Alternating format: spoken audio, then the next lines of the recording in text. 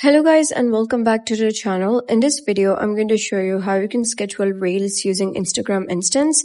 So let's get started. First important thing, you cannot reschedule Reels using Instagram Instants. They are two completely different features. Instagram Instants is fast disappearing photo sharing in DMs, and Instagram Reels scheduling is basically content planner feature inside Reels or business tools.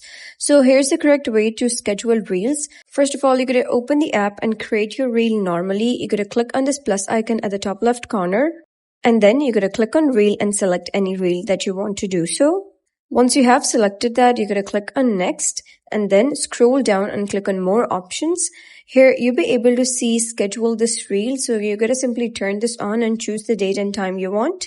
And once done, you can simply go back and then click on next and your Reel will be scheduled. But if you don't see the schedule option, then you're going to switch to professional, create a business account, update Instagram from the Play Store, or make sure your account has the scheduling feature enabled. That's the correct method. Instance has nothing to do with Reel scheduling.